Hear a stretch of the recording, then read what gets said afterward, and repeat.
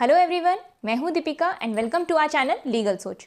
दोस्तों, जैसे कि आप जानते हैं कि इस चैनल पे हम रेगुलर आपके लिए कुछ ना कुछ लीगल इन्फॉर्मेशन लाते हैं, तो आज भी हम आपके लिए एक बहुत ही इंपॉर्टेंट टॉपिक को लेकर आए हैं और वो है सेकंड मैरिज विदाउट डाइवोर्स। आज हम देखेंगे कि सेकंड मैरिज विदाउट डाइवोर्स कब इनवैलिड होती है और कब वैलिड होती है, किन किन कंडीशंस में वैलिड और इनवैलिड, ये आज पूरी डिटेल में हम जानेंगे। स्टार्ट करने से पहले कहना चाहूँगी कि अगर आपने हमारा चैनल सब्सक्राइब नहीं किया है तो प्लीज़ सब्सक्राइब कर लीजिए और नोटिफिकेशन बेल पे ज़रूर क्लिक कर दीजिए ताकि कोई भी लीगल अपडेट्स तुरंत आपके पास पहुँचे। तो बिना देर करे दोस्तों शुरू करते हैं इस टॉपिक को। सेकंड मैरिज, सबसे पहले बात कर लेते हैं कि सेकंड मैरिज विदाउट डाइवोर्स कब इनवैलिड होती है। तो दोस्तों, अगर कोई बंदा दूसरी शादी करता है और उसका पहला पार्टनर जिंदा होता है, बिना डाइवोर्स लिए अगर उसने दूसरी शादी कर ली है तो ये पनिशेबल ऑफेंस है। इसमें उसे 7 साल की सज़ा और प्लस कोई पेनल्टी भी पड़ सकती है। अगर किसी बंदे ने दूसरी शादी करी है बिना डाइवोर्स लिए और दूसरे पार्टनर को, नए पार्टनर को ये नहीं बताया है कि वो पहले से उसने मैरिज कर रखी है, तो ये चीटिंग के अंडर आएगा और पनिशेबल ऑफेंस है। इसमें 10 साल की सज़ा और प्लस पेनल्टी है। इसमें दोस्तों आपको पहले डाइवोर्स की डिक्री लेनी होगी, अपने पहले मैरिज से आपको फ्री होना पड़ेगा, तभी आप दूसरी मैरिज के लिए जा सकते हैं। तो ये हमने बात करी कि कब second marriage without divorce invalid होती है।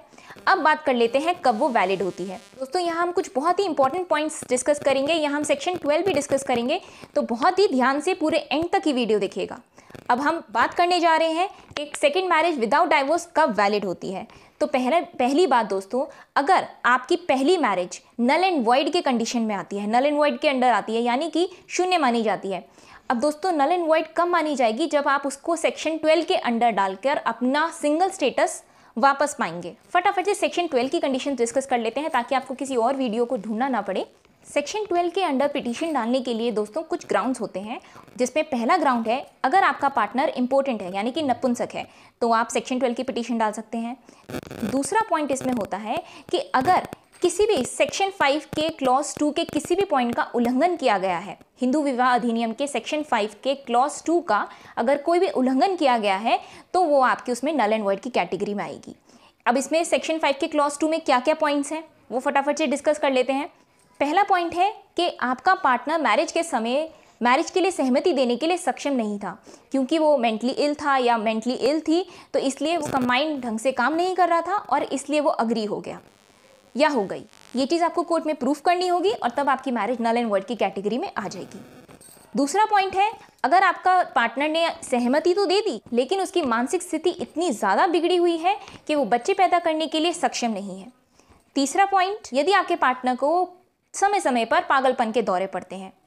तो ये 3 पॉइंट्स थे सेक्शन 5 के क्लॉज 2 के। अगर इनमें से किसी का भी उल्लंघन हुआ है तो आप सेक्शन 12 की पिटीशन डाल सकते हैं।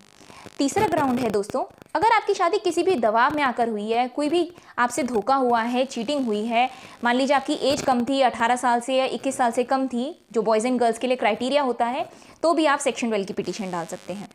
चौथा पॉइंट होता है, अगर आप हस्बैंड हैं और आपकी wife at the time of marriage किसी और से उनका रिलेशन था और वो उससे प्रेग्नेंट थी, तो आप इस ग्राउंड के बेसिस पे भी सेक्शन 12 डाल सकते हैं। ये सारे हमने डिस्कस करे जिसमें आपकी मैरिज नल एंड वॉइड घोषित हो सकती है, तो इसके लिए आपको डाइवोर्स लेने की ज़रूरत नहीं है और आप सेकेंड मैरिज कर सकते हैं, वो बिल्कुल वैलिड मानी जाएगी। अब दोस्तों नेक्स्ट पॉइंट की बात कर लेते हैं कि कब सेकेंड मैरिज वैलिड मानी जाएगी।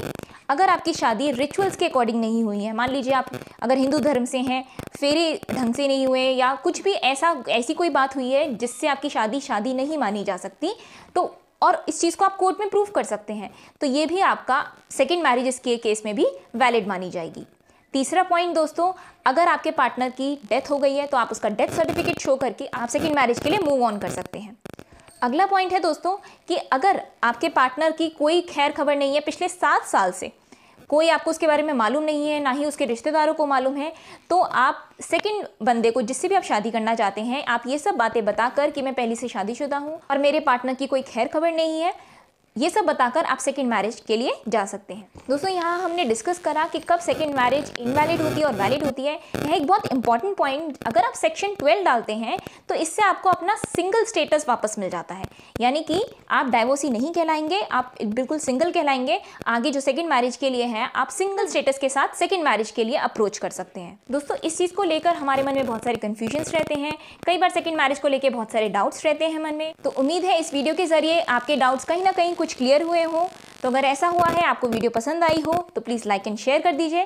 Thank you for watching. Bye bye.